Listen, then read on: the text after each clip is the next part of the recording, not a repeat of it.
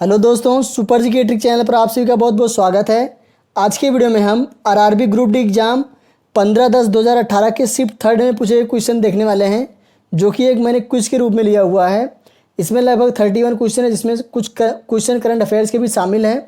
तो ये आपके एनटीपीसी और ग्रुप डी एग्ज़ाम के लिए बहुत ही ज़्यादा महत्वपूर्ण है। तो इसमें वीडियो को लास्ट तक देखिएगा। वीडियो में जितने भी क्वेश्चन हैं आपको सबका आंसर देना है और लास्ट में आपको चेक करना है कि आप कितना आंसर बना पा रहे हैं। तो चलिए वीडियो को शुरू करते हैं। पहला क्वेश्चन देखते हैं। भारत में ट्रेड्स प्लेटफॉर्म पर लेन देन करने के लिए निर्माण किया गया पहला सार्वजनिक क्षेत्र उद्यम है। तो कौन सा उद्यम है आपको बताना है। इसके ऑप्शन है ए एचपीसीएल, बी बीपीसीएल, सी एचएल, डी ओएनजीसी। तो इसका सही आंसर हो जाएगा सी एचएएल। चलिए अब सेकेंड वाला क्वेश्चन देखते हैं। सेकेंड क्वेश्चन है, निम्नलिखित में से कौन से कथन विभिन्न माध्यमों में 25 डिग्री सेंटीग्रेड पर ध्वनि की चाल के लिए सत्य हैं। स्टील में ध्वनि की चाल 5969 मीटर पर सेकेंड होती है। निकिल में ध्वनि की चाल 8240 मीटर पर सेकेंड होती है। अब इसमें देखिए ऑप्शन आपको दिए गए हैं। ए फर्स्ट और सेकेंड दोनों सत्य हैं, बी केवल एक ही सत्य है, सी ना एक और ना ही दो सत्य हैं, डी केवल दो ही सत्य है। तो इसका आंसर आप लोग कमेंट बॉक्स में बताइए। सेकेंड वाले का आंसर बताइए जल्दी। तो इसका सही आंसर है सी, ना एक और ना ही दो। क्योंकि आपको पता ही होगा लोहा में ध्वनि की चाल होती है 5130 मीटर पर सेकेंड। लोहा यानी कि एफई, लोहा में ध्वनि की चाल क्या होती है 5130 मीटर पर सेकेंड। ये है लोहा में ध्वनि की चाल। और कांच में ध्वनि की चाल कितनी होती है भैया। कांच में ध्वनि की चाल होती है कांच में ध्वनि की चाल होती है 5640 मीटर पर सेकेंड। कांच में ध्वनि की चाल होती है 5640 मीटर पर सेकेंड। और एल्युमिनियम में ध्वनि की चाल होती है 6420 मीटर पर सेकेंड। यहाँ लिख दे रहा हूँ, देखिए एल्युमिनियम में ध्वनि की चाल क्या होती है। एल्युमिनियम में ध्वनि की चाल होती है 6420 मीटर पर सेकेंड। तो इसका सही आंसर है सी, ना एक और ना ही दो सत्य है। ठीक है भैया। 5130, 5640 और 6420 ये बातें आपको ध्यान रखना है। और ध्वनि के लिए माध्यम का होना आवश्यक है। ठीक है, ध्वनि के लिए माध्यम का होना आवश्यक है। और क्या चीज़ आवश्यक है, प्रकाश जो है निर्वात में भी गमन कर सकता है। ठीक है भैया। चलिए अब थर्ड वाला क्वेश्चन देखते हैं। थर्ड वाला क्वेश्चन आपके लिए बहुत ही ज़्यादा महत्वपूर्ण है। देखिए इसमें क्वेश्चन है, मनुष्यों में निषेचन में होता है। तो इसका सही आंसर आपको बताना है। ए गर्भाशय, बी अंडाशय, सी फैलोपियन ट्यूब, डी योनि। तो इसका सही आंसर दीजिए। तीसरा वाला क्वेश्चन है, तो इसका सही आंसर हो जाएगा सी फैलोपियन ट्यूब। ठीक है भैया, इसका सही आंसर हो जाएगा सी फैलोपियन ट्यूब। अब इसके बारे में थोड़ा सा जान लीजिए। फैलोपियन ट्यूब, तो इसके बारे में थोड़ा सा जान लीजिए। मनुष्यों में निषेचन फैलोपियन ट्यूब में होता है। और शुक्राणु एवं अंडाणु के आपस में सम्मिलन से युग्मनज बनने की क्रिया को निषेचन कहते हैं। शुक्राणु एवं अंडाणु के आपस में सम्मिलन से युग्मनज बनने की क्रिया को निषेचन कहते हैं। मनुष्य में अंतः निषेचन पाया जाता है। मनुष्य में अंतः निषेचन कौन सा भैया, अंतः निषेचन। तो कभी कभी आपसे एग्जाम में ये भी पूछ सकता है कि मनुष्यों में कौन सा निषेचन होता है। तो ये अंतः निषेचन होता है। और क्या जानना चाहिए आपको, मनुष्य में निषेचन की क्रिया मादा की अंडवाहिनी में होती है। ठीक है, ये भी ध्यान रखिएगा। इस क्रिया में नर युग्मक का केवल केंद्रक भाग लेता है, जबकि संपूर्ण मादा युग्मक इसमें भाग लेता है। और क्या चीज़ है इसमें इंपॉर्टेंट, निषेचन के लगभग 10 सप्ताह तक के विकसित युग्मनज को भ्रूण कहा जाता है। क्या कहता है, भ्रूण। गर्भाशय की रचना नाशपाती के समान होती है। तो ये भी आपको ध्यान में रखना है। चलिए अब फोर्थ वाले क्वेश्चन की ओर बढ़ते हैं। फोर्थ वाला क्वेश्चन देख लीजिए। फोर्थ वाला क्वेश्चन है, देखिए फोर्थ वाला क्वेश्चन है आपका, प्राचीन काल में अमर सिंह द्वारा भाषा के एक शब्द कोश तैयार किया गया जिसका नाम अमर कोश था। तो इसके लिए आपको बताना है, तो इसका सही आंसर क्या आपको बताना है, ठीक है। प्राचीन काल में अमर सिंह द्वारा भाषा, इसमें देखिए डॉट डॉट भाषा के शब्दों का एक शब्दकोश तैयार किया गया जिसका नाम अमर कोश था। ऑप्शन है आपके बंगाली, मराठी, संस्कृत और तमिल। तो इसमें सही आंसर बताइए भैया, आप लोग इसका आंसर दीजिए। फोर्थ वाले क्वेश्चन का आंसर दीजिए जल्दी से जल्दी। किसका सही आंसर है सी, संस्कृत। इसका सही आंसर है सी, संस्कृत। प्राचीन काल में अमर सिंह द्वारा संस्कृत भाषा में शब्दकोश का एक शब्दकोश तैयार किया गया जिसका नाम अमरकोश रखा गया। अमर सिंह चंद्रगुप्त द्वितीय के नवरत्न में शामिल थे। इनके बारे में और क्या आपको ध्यान रखना है। अमरकोश प्राचीन भारत का एक प्रसिद्ध शब्दकोश है। गुप्त काल में राजभाषा संस्कृत थी। क्या थी? संस्कृत। द्रविड़ भाषा में तमिल सबसे प्राचीन भाषा है। तो ये भी आपको ध्यान रखना है। तो चलिए पांचवा क्वेश्चन देखते हैं। पांचवा क्वेश्चन देख लीजिए, बहुत ही इंपॉर्टेंट क्वेश्चन है, साइंस का है, जो कि देखिए मीटर पर सेकेंड स्क्वायर, MS स्क्वायर, इससे आपको कंफ्यूज नहीं होना है, ये मीटर पर सेकेंड स्क्वायर ही है, ठीक है भैया। निम्नलिखित में से किसका एसआई मात्रक है? बल, त्वरण, गति, वेग। इसमें आपको बताना है कौन सा आंसर सही है। बल, त्वरण, गति, वेग। तो बताइए जल्दी, पांचवें क्वेश्चन का आंसर दीजिए आप लोग। तो इसका सही आंसर हो जाएगा भैया त्वरण। क्या हो जाएगा? त्वरण। मीटर पर सेकेंड किसका मात्रक है? त्वरण का, ठीक है भैया, त्वरण। अब देखिए इसका त्वरण का मात्रक होता है मीटर पर सेकेंड स्क्वायर। इससे आप इसकी बीमा निकाल सकते हैं। देखिए मीटर का यल होता है, टाइम का क्या होता है? टी होता है। क्या होता है? टी होता है भैया। तो यहाँ देखिए सेकंड का स्क्वायर है, इसलिए टी का स्क्वायर हो जाएगा। इससे आप बीमा आसानी से निकाल सकते हैं। तो यहाँ से इसकी बीमा हो जाएगी, देखिए टी की पावर 2 ऊपर जाएगा तो माइनस में हो जाएगा, इसकी बीमा हो जाएगी LT की पावर -2। तो यही आपका आंसर हो जाएगा, ठीक है, LT की पावर -2। और क्या आपको जानना चाहिए? घनत्व का एसआई मात्रक जो है किलोग्राम पर मीटर क्यूब होता है। वेग का मात्रक जो है मीटर पर सेकेंड होता है। क्या होता है? ये देखिए जो वेग दिया गया है इसका मात्रक क्या है? मीटर पर सेकेंड होता है, ठीक है, ये भी आपको ध्यान रखना चाहिए। और बल का वेग का हो गया, ठीक है। बल का एसआई मात्रक क्या होता है? किलोग्राम मीटर पर सेकेंड स्क्वायर। किलोग्राम मीटर पर सेकेंड स्क्वायर, ठीक है। आप लोग न्यूटन ज़्यादा याद होगा, लेकिन ये भी आपको ध्यान रखना है, कभी कभी एग्जाम में आपसे पूछ सकता है, ठीक है। अब चलिए 6 क्वेश्चन की ओर बढ़ते हैं। बल की बीमा कभी भी आपसे पूछ सकता है। बीमा फिर क्या हो जाएगा भैया? किलोग्राम का देखिए यम होगा, किलोग्राम का यम होगा, और इसका देखिए मीटर में यानी कि लंबाई है L। इसमें देखिए समय का क्या होता है? T। यहाँ से ऊपर आएगा T की पावर -2 हो जाएगा। तो यहाँ से इसकी बीमा निकल सकती है, ठीक है। तो लेकिन आपसे क्वेश्चन में पूछता मीटर पर सेकेंड स्क्वायर निम्नलिखित में किसका सही इकाई है? तो यह है त्वरण का, ठीक है भैया, त्वरण का। लेकिन देखिए मैंने सब आपका एक्सप्लेन कर दिया है ताकि आपको याद हो सके, ठीक है। चलिए अब 6 वाला क्वेश्चन देखते हैं। क्वेश्चन है, देखिए क्वेश्चन क्या कह रहा है आपसे। प्रजनन ऊतकों का परिपक्व होना शुरू हो जाने पर समान रूप से शरीर का विकास कम होने लगता है। किशोरावस्था की इस स्थिति को डॉट डॉट कहा जाता है। क्या कहा जाता है? ऑप्शन आपके A यौवन, B परिपक्वता, C महावारी, D स्वतंत्रता।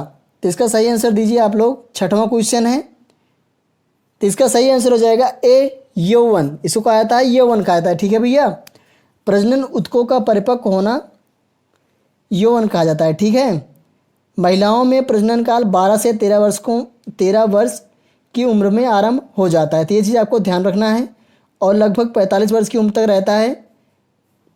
इनमें रजोधर्म, इसे रजोधर्म या मासिक धर्म भी कहते हैं, ठीक है। चलिए अब अगला क्वेश्चन देखते हैं। 7वां क्वेश्चन, देखिए 7th वाला क्वेश्चन है। 7th वाला क्वेश्चन देखिए बहुत ही इंपॉर्टेंट है। ये सारे क्वेश्चंस रेलवे एग्जाम में पूछे गए प्रश्न हैं, ठीक है भैया, रेलवे में पूछे गए प्रश्न हैं। तो इसका क्वेश्चन है, कैलिफोर्निया डॉट डॉट समूह का सदस्य है। कौन से समूह का सदस्य कैलिफोर्निया आपको बताना है। हैलाइड, अक्री गैस, एक्टिनाइड और हैलोजन। तो इसमें से कौन सा ऑप्शन सही है बताइए। सातवां क्वेश्चन, कैलिफोर्नियम कौन से समूह का सदस्य है। कैलिफोर्नियम सदस्य है एक्टिनाइड समूह का। ठीक है भैया, एक्टिनाइड समूह का सदस्य है। आधुनिक आवर्त सारणी में परमाणु संख्या 57 से लेकर 71 तक के लैंथेनाइड श्रेणी होती है। ठीक है, और परमाणु संख्या 89 से लेकर 103 तक एक्टिनाइड श्रेणी कहा जाता है। तो जिसकी परमाणु संख्या 89 से लेकर 103 तक होगी वो एक्टिनाइड श्रेणी में रखे गए हैं। ठीक है, और क्या कह रहा है आपसे, और क्या जानना चाहिए आपको। अक्री गैस को आदर्श गैस भी कहते हैं। तो अक्री गैसों को आदर्श गैस भी कहा जाता है, ये चीज़ आपको ध्यान रखना है, इससे क्वेश्चन कभी कभी बन जाता है। ठीक है, और क्या जानना चाहिए इसमें। हैलोजन ग्रीक भाषा का शब्द है जिसका अर्थ है लवण उत्पादक। ठीक है, चलिए अब 8वां क्वेश्चन देखते हैं। देखिए ये आपका न्यूमेरिकल है, तो इसको आपको सॉल्व करना है। ठीक है भैया, जल्दी से सॉल्व कीजिए। क्वेश्चन मैं पढ़ दे रहा हूँ। एक इलेक्ट्रिक लैंप जिसका प्रतिरोध 40 ओम है, कितना है 40 ओम, और 8 ओम के सुचालक को 12 वोल्ट की बैटरी के साथ श्रृंखला में जोड़ता है, सीरीज में मतलब। ठीक है, परिपथ का कुल प्रतिरोध कितना होगा। तो बताइए परिपथ में कुल कितना प्रतिरोध है।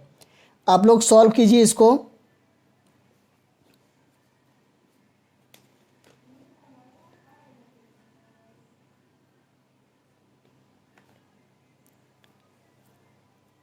देखिए जब सीरीज में जुड़ता है डायरेक्टली जुड़ जाता है ना, क्या होता है, जुड़ जाता है।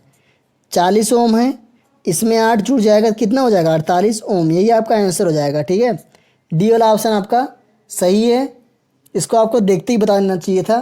चलिए हम 9th वाला क्वेश्चन देखते हैं। 9th वाला क्वेश्चन, एक घर में एक महीने में 250 इकाई ऊर्जा की खपत हुई, या ऊर्जा जूल में कितनी होगी। तो इसको आपको जूल में बताना है। 250 इकाई ऊर्जा है। ऑप्शन आपके दिए गए हैं, देखिए 4 ऑप्शन आपको दिए गए हैं, इसमें देखिए कौन सा आंसर सही होगा, जल्दी से जल्दी बताइए।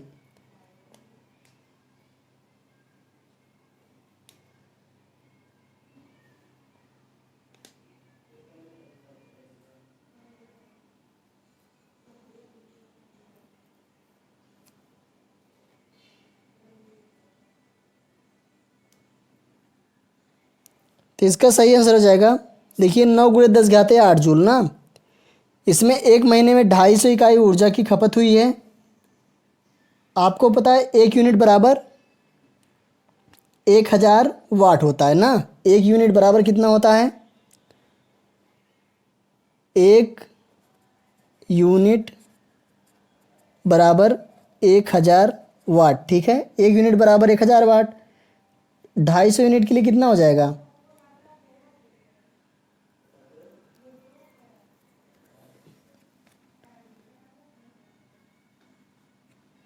तो देखिए 250 यूनिट के लिए क्या हो जाएगा भैया, 250 यूनिट के लिए क्या हो जाएगा 1000 गुणे 250, तो ये हो जाएगा, इसको अब 1 वाट सेकेंड में क्या होगा, 1 वाट इंटू सेकेंड, फिर इसको आप गुणा करेंगे तो 9 × 10⁸ जूल आ जाएगा। ठीक है,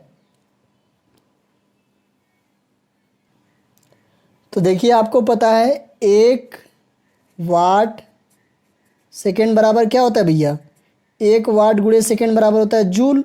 ठीक है, क्या होता है जूल। तो यहाँ से देखिए अभी आपका ये आ गया है,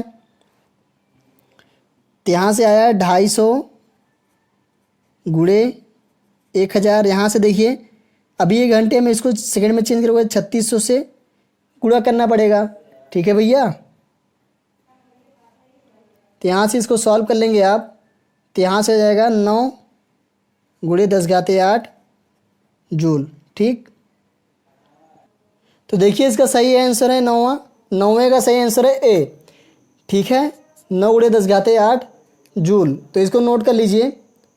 चलिए अभी देखिए इसका सॉल्यूशन भी यहाँ लिखा हुआ है। सबसे पहले आपकी यूनिट को 1 यूनिट बराबर 1000 वाट होता है, अब 250 यूनिट है, 250 गुणे 1000 करेंगे। आपको पता है 1 वाट सेकेंड बराबर जूल होता है, तो यहाँ से 250 गुणे 1000, यहाँ से हो जाएगा 3600 हो जाएगा। यहाँ से 250 गुणे 1000, यहाँ से सेकेंड में बदलेंगे तो 3600, फिर गुणा कर लेंगे, 9 गुणे 10 करते 8 जूल। यही आपका आंसर हो जाएगा। चलिए अब 10th वाला क्वेश्चन देख लेते हैं। देखिए 10th वाला क्वेश्चन यहाँ पे है। अब 10th वाला क्वेश्चन देखिए, बहुत ही इंपॉर्टेंट क्वेश्चन है। भारत में प्रोजेक्ट टाइगर कब लॉन्च किया गया? देखिए जो क्वेश्चन है इसी तरह क्वेश्चन पूछे जाते हैं ना एग्जाम में। तो भारत में प्रोजेक्ट टाइगर कब लॉन्च किया गया? ऑप्शन आपको दिए गए हैं, 4 ऑप्शन है। 21 अप्रैल 1973, 1 अप्रैल 1973, 11 अप्रैल 1973, 22 अप्रैल 1973। तो इसका सही आंसर बताइए भैया, 10वें का सही आंसर बताइए। तो इसका सही आंसर है बी, 1 अप्रैल 1973। 1 अप्रैल 1973 भारत में प्रोजेक्ट टाइगर 1 अप्रैल 1973 को लॉन्च किया गया।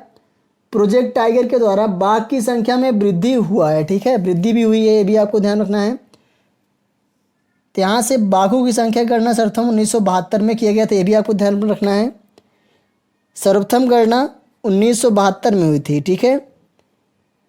उसके बाद 7 दिसंबर 1992 में प्रोजेक्ट हाथी योजना प्रारंभ किया गया। तो ये भी आपको ध्यान रखना है, 7 दिसंबर 1992 में प्रोजेक्ट हाथी योजना लॉन्च की गई, ठीक है। चलिए अब 11th वाला क्वेश्चन देखते हैं। क्वेश्चन है,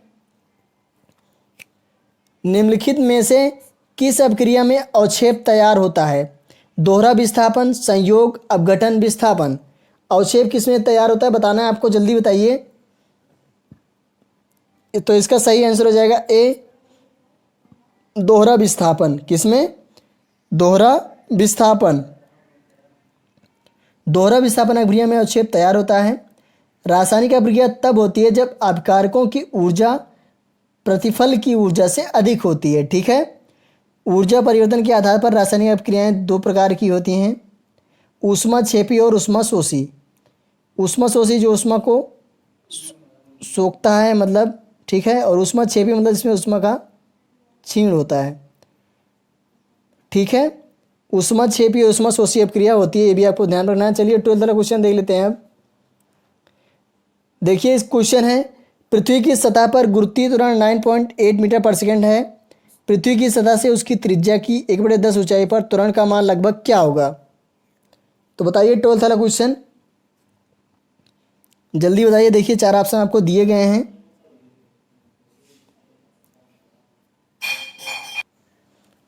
तो देखिए इसका सही आंसर हो जाएगा बी, 8.1 मीटर पर सेकेंड स्क्वायर। 8.1 मीटर पर सेकेंड स्क्वायर। चलिए अब 13वां क्वेश्चन देखते हैं। क्वेश्चन आपको दिया गया, देखिए 13वां वाला,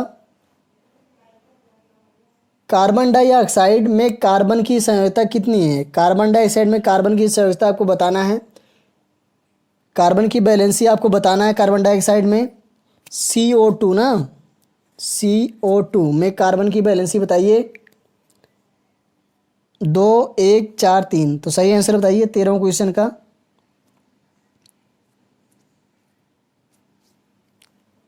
देखिए कार्बन की संयोजी इलेक्ट्रॉनों की संख्या होती है 4। क्या होती है? 4। सही आंसर हो जाएगा सी। कार्बन का परमाणु संख्या जो होता है 6 होता है, ये तो आपको पता ही होगा। कार्बन के तत्वों में लेड को छोड़कर सभी अपरूपता का गुण प्रदर्शित करते हैं। कार्बन आवर्त सारणी के वर्ग 14th यानी 14 का सदस्य है, ठीक है, ये भी आपको ध्यान रखना है।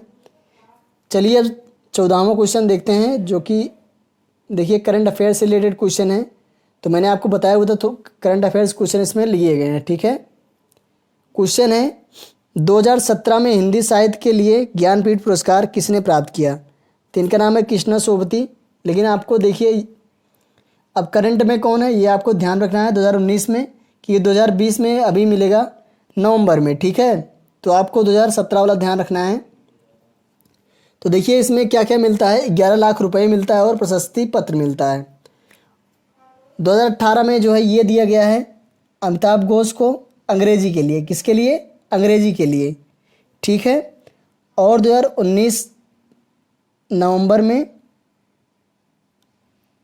अच्युतन नंबूथरी को दिया गया है मलयालम भाषा के लिए, ठीक है। इनका नाम को ध्यान रखना है, अच्युतन नेम्बूथिरी। तो ये नाम आपको ध्यान रखना है 2019 में जिसको दिया गया है, ठीक है। तो इनका नाम आपको अकीतम ध्यान रखना है बस, ठीक है, अकीतम। और कौन सी भाषा, कभी कभी पूछ लेता है मलयालम भाषा। तो जो है ज्ञानपीठ पुरस्कार जो है ये जो हमारी 22 भाषाएं हैं उसमें से किसी भी भाषा में दिया जा सकता है, ठीक है भैया। और इसमें क्या क्या दिया था, 11 लाख रुपए और प्रशस्ति पत्र। चलिए 15वां क्वेश्चन देखते हैं। देखिए 15वां क्वेश्चन आपको दिया गया, वर्ष 2017 में किस फिल्म को मेलबर्न आयोजित इंडियन फिल्म फेस्टिवल में सर्वश्रेष्ठ भारतीय फिल्म के पुरस्कार से सम्मानित किया गया था।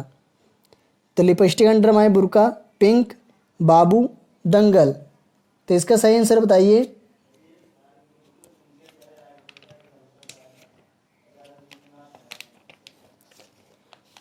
तो देखिए इसका सही आंसर है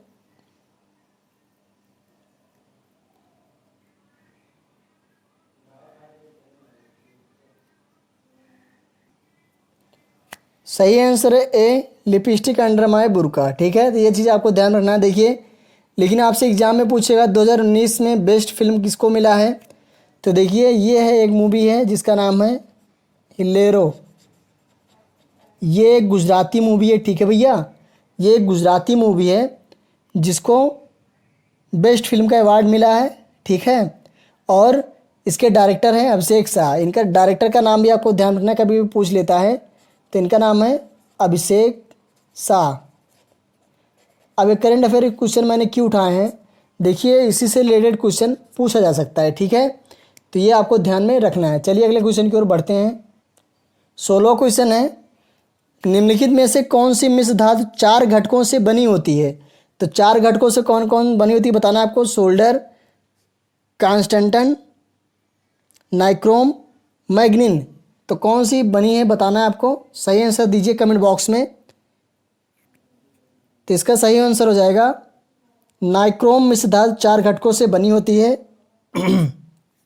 सही आंसर है सी, नाइक्रोम, ठीक है भैया। नाइक्रोम बनाने में क्या क्या लगता है, निकल लगता है। क्या लगता है, निकेल। और क्या लगता है, क्रोमियम लगता है। और क्या लगता है, आयरन लगता है। जस्ता लगता है। क्या लगता है, जस्ता। नाइक्रोम बनाने में देखिए निकेल, क्रॉस हो जाएगा क्रोमियम, आयरन और जस्ता। देखिए निकिल, इसमें से आप 2 याद कर सकते हैं। देखिए ना से हो जाएगा निकिल, क्रॉस हो जाएगा क्रोमियम। दो तो आपको 2 शब्द याद हो गए। बाकी 2 तो कैसे याद करोगे। आयरन याद रखना है आपको, ठीक है। आयरन और जस्ता, ठीक है। निकिल, क्रोमियम, आयरन, जस्ता, ठीक भैया। निकिल, क्रोमियम, आयरन, जस्ता। देखिए विद्युत हीटर की कुंडली में नाइक्रोम की ही बनी होती है। जो विद्युत हीटर आप लोग देखते हैं वो किसकी बनी होती है, उसकी कुंडली नाइक्रोम की बनी होती है। नाइक्रोम उच्च ताप धारण करने की क्षमता रखता है, ठीक है भैया। ये उच्च ताप धारण कर सकता है। चलिए अगला क्वेश्चन देख लेते हैं, 17वां क्वेश्चन।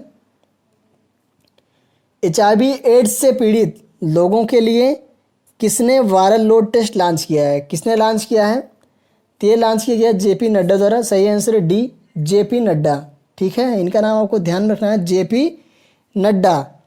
चलिए अब 18th वाला क्वेश्चन देखते हैं। 18वां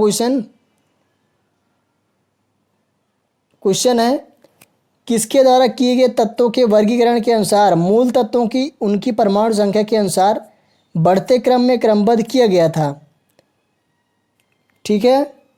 तो मेंडलीव, डॉबर राइनर, न्यूलैंड या मोजले। तो सही आंसर दीजिए।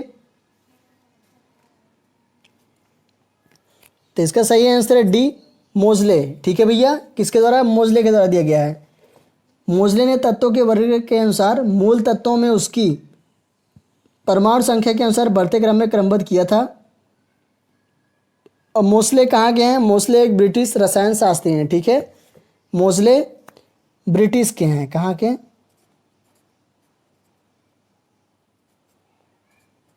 ब्रिटिश, ठीक है भैया। ब्रिटिश रसायन शास्त्री हैं मोजले। और क्या ध्यान में रखना है इस बारे में, मोजले ने आवर्त सारणी 1913 ईस्वी में बनाया, ठीक है। कब बनाया, 1913 ईस्वी में। मोजले आधुनिक आवर्त सारणी के जनक हैं।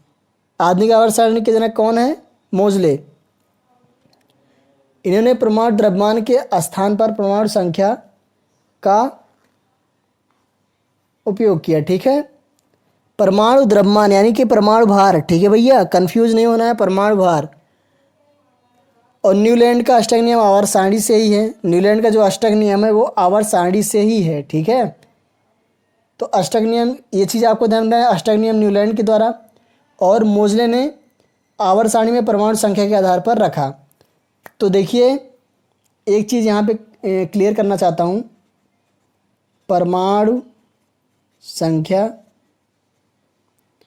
या कहे परमाणु द्रव्यमान या कहे परमाणु भार, ये सब एक ही चीज़ें हैं। ठीक है, कंफ्यूज ना होइएगा। तो इसका सही आंसर है डी, मोजले। चलिए अब 9th क्वेश्चन को, 19वां क्वेश्चन है, मस्तिष्क भी शरीर का समन्वयन केंद्र है। वैकल्पिक, मुख्य, द्वितीयक, अनुपयोगी। तो बताइए, ऑप्शन दीजिए जल्दी भैया।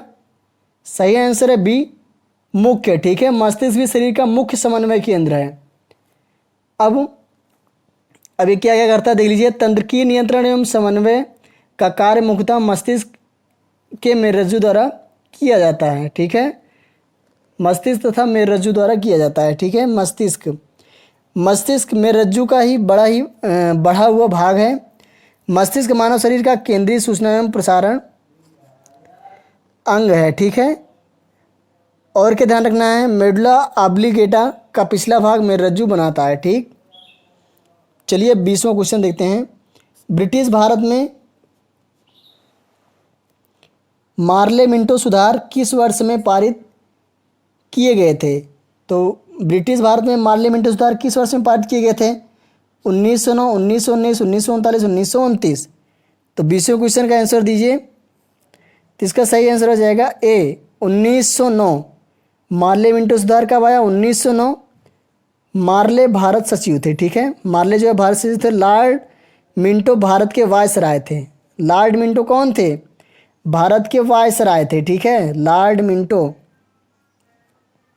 और भारतीय परिषद एक्ट 1909 के द्वारा मुसलमानों को अलग निर्वाचन मंडल दिया गया।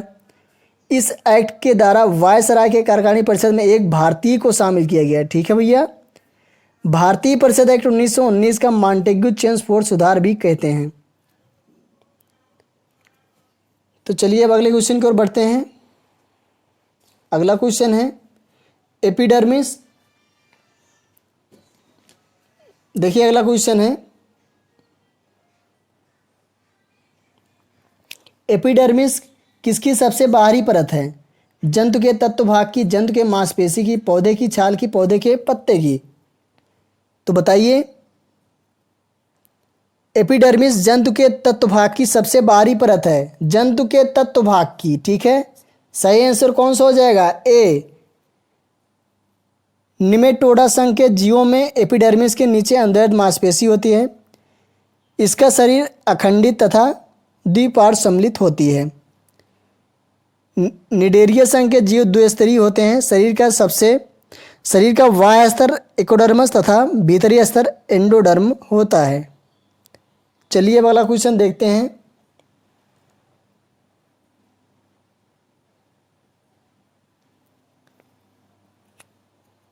एशियाई मैराथन चैंपियनशिप जीतने वाले पहले भारतीय खिलाड़ी कौन हैं? बताइए, एशियाई मैराथन चैंपियनशिप जीतने वाले पहले भारतीय खिलाड़ी। तो इसका सही आंसर है सी, थोनाकल गोपी। कौन है? थोनाकल गोपी। चलिए वाला क्वेश्चन देखते हैं। ईज ऑफ लिविंग इंडेक्स किस मंत्रालय की एक पहल है? मानव संसाधन विकास मंत्रालय, वित्त मंत्रालय, शहरी विकास मंत्रालय, गृह मंत्रालय। तो बताइए,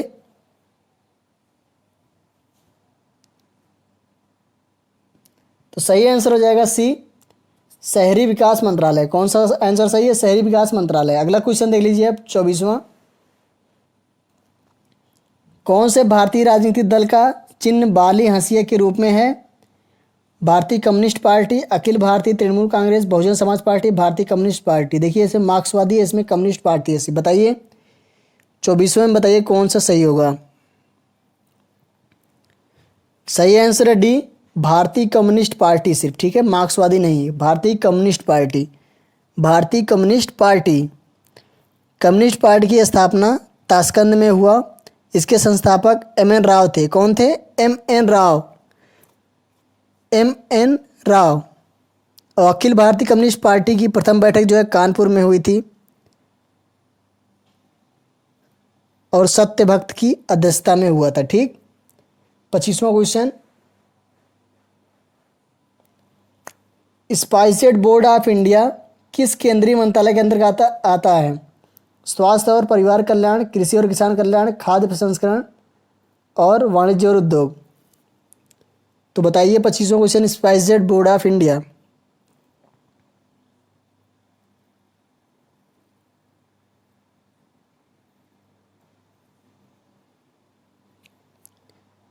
ये आता है वाणिज्य और उद्योग। सही आंसर है डी।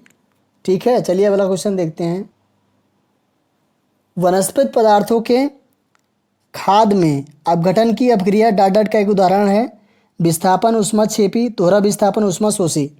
तो सही आंसर बताइए 2600 में। तो इसका सही आंसर हो जाएगा बी, ऊष्माक्षेपी। ठीक है, वनस्पति पदार्थों में खाद्य में अपघटन की अपक्रिया ऊष्माक्षेपी का उदाहरण है।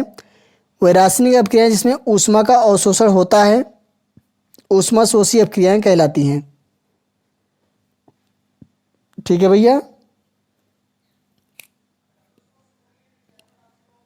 चलिए अब 27वां क्वेश्चन देखते हैं। 27वां क्वेश्चन है, एक पादप समूह जिसके पौधों में जड़, तना और पत्तियां नहीं होती हैं उसे कहा जाता है? राइजाइट, थैलस, कैप्सूल, ब्रायोफाइट। तो 27वें का कौन सा ऑप्शन सही होगा बताइए।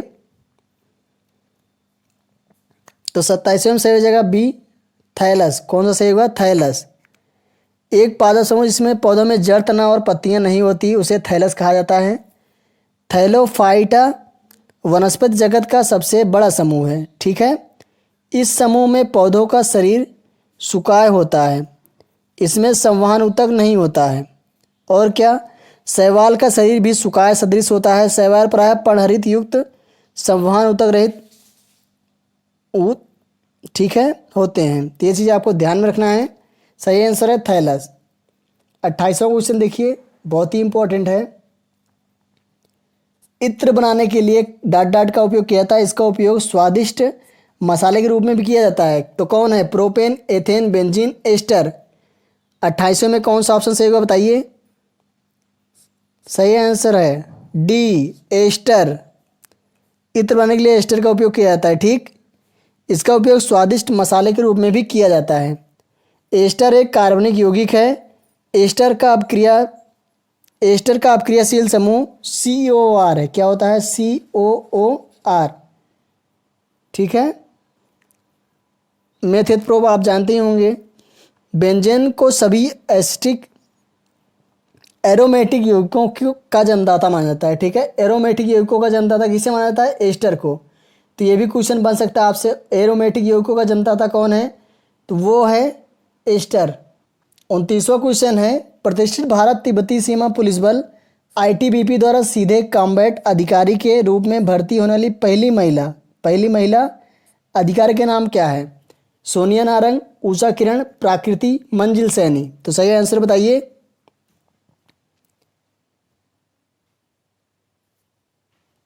तो इसका सही आंसर है सी, प्राकृति इनका नाम है। ठीक है, 30वां क्वेश्चन देखते हैं अब। जब किसी वस्तु को एक अवतल दर्पण के अनंत पर रखा जाता है, ठीक है, तो उसका प्रतिबिंब निर्मित होता है। कहाँ निर्मित होता है? फोकस और केंद्र के बीच, केंद्र सी पर, फोकस पर। तो बताना है कहाँ होता है। ठीक है, सही आंसर दीजिए। 30वें में कौन सा ऑप्शन सही होगा बताइए। तो इसका सही आंसर हो जाएगा ए, फोकस पर। कहाँ होता है? फोकस पर। ठीक है, जब किसी वस्तु को एक अवतल दर्पण के अनंत पर आप रखेंगे, ठीक है, अनंत की बात कर रहा है, तो प्रतिबिंब कहाँ बनेगा? फोकस पर बनेगा। ठीक, और इसमें क्या आपको ध्यान रखना चाहिए, इस वस्तु में वस्तु के तुलना में प्रतिबिंब का आकार बहुत छोटा होता है। ठीक है, आकार भी छोटा होगा। इस स्थिति में प्रतिबिंब उल्टा और वास्तविक होता है। चलिए अब अगला क्वेश्चन देखते हैं, 31वां क्वेश्चन। 31वां क्वेश्चन देखिए, रॉकेट लॉन्चिंग किस नियम पर आधारित है? रॉकेट लॉन्चिंग किस नियम पर आधारित है? बहुत ही इंपॉर्टेंट क्वेश्चन। न्यूटन का गति का पहला नियम, ऊष्मागतिकी का नियम, न्यूटन गति का प्रथम नियम, न्यूटन गति का सभी नियम। तो बताइए 31वां क्वेश्चन में कौन सा सही होगा? तो सही आंसर है सी, न्यूटन के गति का तृतीय नियम ना, न्यूटन के गति का तृतीय नियम। यहाँ पे रहेगा तृतीय नियम, यहाँ भी प्रथम नियम लिख दिया गया। देखिए थोड़ा सा मिस्टेक हो गया, यहाँ पे लिख दिया गया तृतीय नियम। ठीक है, न्यूटन के गति का तृतीय नियम लगेगा इसमें। ठीक है, न्यूटन की गति का तृतीय नियम जो है रॉकेट लॉन्चिंग में प्रयोग किया जाता है। जैसे इसमें और एग्जाम्पल है बंदूक की गोली चलना, और कौन सा है, जैसे नाव के किनारे पर कूदने पर नाव के पीछे हट जाना, ऊंचाई से कूदने पर चोट लगना आदि। ठीक है, देखिए 2 क्वेश्चन और ऐड किए गए इसमें। किसी तल के लंबवत कार्य करने वाला बल क्या कहलाता है? किसी तल के लंबवत कार्य करने वाला बल क्या कहलाता है? बताइए। बलागुण, उत्क्षेप, खिंचाव, दाब। तो सही आंसर बताइए। 32वें में कौन सा ऑप्शन सही होगा बताइए? तो इसका सही आंसर हो जाएगा उत्क्षेप, बी वाला ऑप्शन सही है। किसी तल के लंबवत कार्य करने वाला बल उत्क्षेप कहलाता है। ठीक है, यदि बल और विस्थापन परस्पर लंबवत होते हैं तो किया गया कार्य शून्य होता है। बल और विस्थापन किसी एक के शून्य होने पर कार्य शून्य हो जाता है। ठीक है, जब कोई वस्तु एक खुरदरी सतह पर फिसलती है, ऋणात्मक कार्य उदाहरण है। ठीक है, बलागुण बराबर क्या होता है? बल गुणे आघूर्ण भुजा। ये भी आपको ध्यान रखना है। बलागुण क्या होता है? बल गुणे आघूर्ण भुजा। ठीक है, इसमें सही आंसर है उत्क्षेप। कौन सा आंसर सही है? उत्क्षेप, बी वाला ऑप्शन सही है। ठीक है, देखिए आज का लास्ट सवाल है, त्रिपुरा की राजधानी है, तो त्रिपुरा की राजधानी आपको बताना है। दिसपुर, सिलवासा, गंगटोक, अगरतला। तो इसका सही आंसर बताइए। सही आंसर है डी, अगरतला। ठीक है, ये सभी रेलवे ग्रुप डी में पूछे गए क्वेश्चन थे। ठीक है, जो आपने देखा। तो इसके बारे में देखिए, त्रिपुरा की भाषा जो है बांग्ला है। ठीक है, और त्रिपुरा का क्षेत्रफल लगभग 10,491 वर्ग किलोमीटर है। त्रिपुरा तीनों ओर से बांग्लादेश से घिरा राज्य है। त्रिपुरा तीनों ओर से बांग्लादेश से घिरा राज्य है। और सिक्किम की राजधानी जो है, देखिए यहाँ पे जो गंगटोक है सिक्किम की है ये। ठीक है, असम का दिसपुर होता है,